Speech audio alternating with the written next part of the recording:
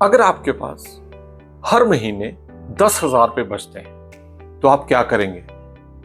FD में रखेंगे कि एसआईपी स्टार्ट करेंगे?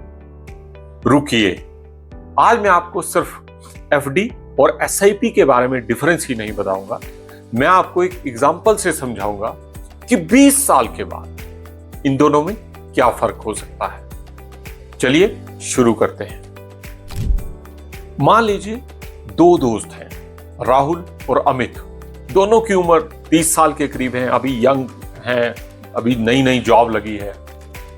दोनों हर महीने 10,000 रुपया ही बचा सकते हैं। राहुल कहता है कि मुझे तो रिस्क ज्यादा नहीं लेना, मैं तो कम खाऊंगा लेकिन फिक्स खाऊंगा, तो मैं तो एफडी ही करना चाहूंगा। और अमित कहता है कि मैं तो लॉन्ग टर्म के लिए एसआईपी लगाऊंगा। अब सवाल है कि 20 साल के बाद दोनों के पास कितना पैसा होगा। आइए देखते हैं। सबसे पहले हम एफडी की बात करते हैं। एफडी लोगों की बहुत पुरानी पसंद, और हो भी क्यों ना, क्योंकि कुछ साल पहले तक एफडी में 12%, 15% तक ब्याज मिलता था। एफडी की खासियत यह है कि इसमें इंटरेस्ट रेट फिक्स होता है और एक आपको सर्टेनिटी का एहसास होता है कि नहीं भाई, इतने पैसे तो मेरे को मिलने ही हैं 5 साल, 3 साल के बाद, 10 साल के बाद।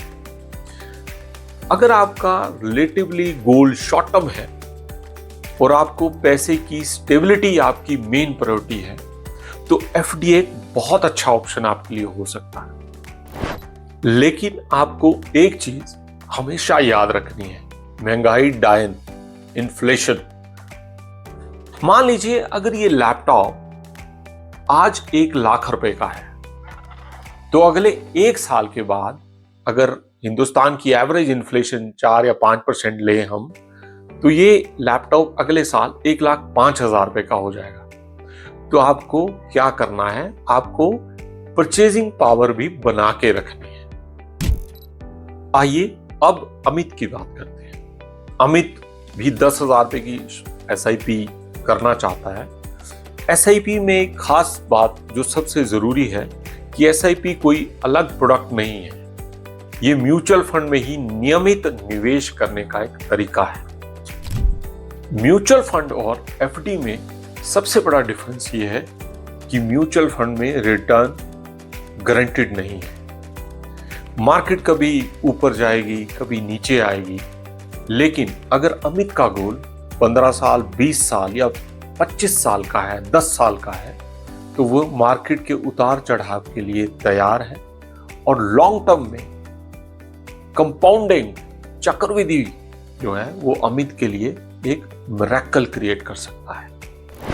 अब मैं आपसे पूछता हूं कि अगर आप 30 साल के हैं और आपके पास भी हर महीने 10,000 रुपए बचते हैं, तो आप क्या चुनेंगे, एफडी या एसआईपी? कमेंट में लिख के बताइए, एफडी या एसआईपी। आइए आगे चलते हैं। अब नंबर्स में देखते हैं। 10,000 रुपए हर महीने 20 साल तक, यानी आपने कुल इन्वेस्ट किए 24 लाख रुपए।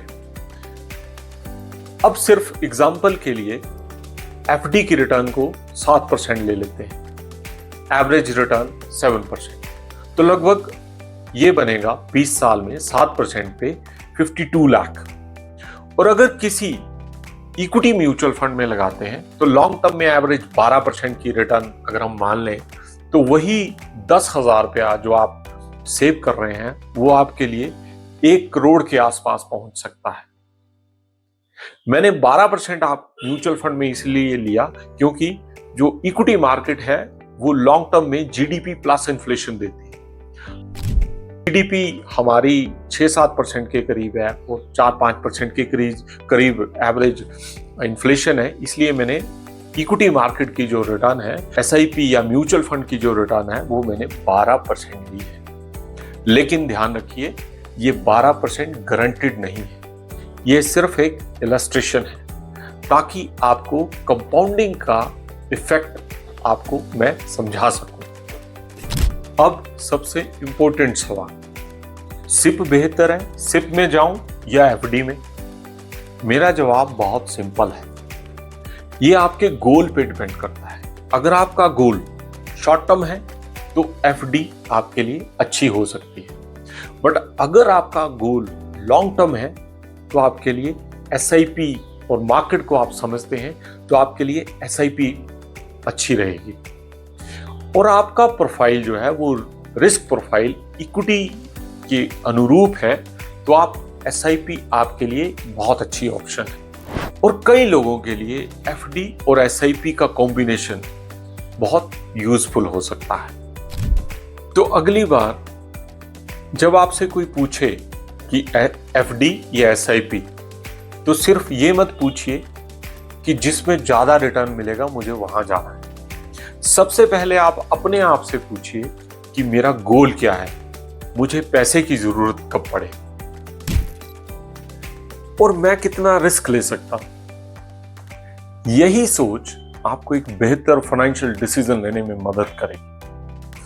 और आपने इस वीडियो में कई बार रिस्क प्रोफाइलिंग सुना। अगर आप भी इन्वेस्टमेंट करने से पहले आप अपनी रिस्क प्रोफाइलिंग जरूर करवाइए। ये रूपी एक्सप्रेस की तरफ से आप नीचे दिए गए लिंक पर अगर आप क्लिक करेंगे तो ये बिल्कुल फ्री ऑफ कॉस्ट है। इसमें एक छोटा सा क्वेश्चनियर है जो आपको भरना है और इसको भरने के बाद आपको पता चल जाएगा कि आपका रिस्क लेने का एपेटाइट क्या है। अब आपकी बारी। अगर आपके पास हर महीने 10,000 रुपये बचते हैं तो आप क्या चुनेंगे, एफडी या एसआईपी?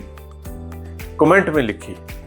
और अगर आप चाहते हैं कि अगली वीडियो में मैं 5,000, 10,000, 15,000 या 20,000 तक की कैलकुलेशन करके आपको बताऊं कि अगले 10, 15, 20 साल में, 25 साल में कितना पैसा बनेगा, तो कमेंट में कैलकुलेशन लिखिए।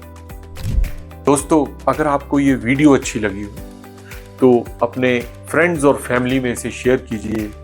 रूपी एक्सप्रेस चैनल को सब्सक्राइब कीजिए। मैं हूं विशाल महाजन। मिलते हैं अगले वीडियो में। धन्यवाद।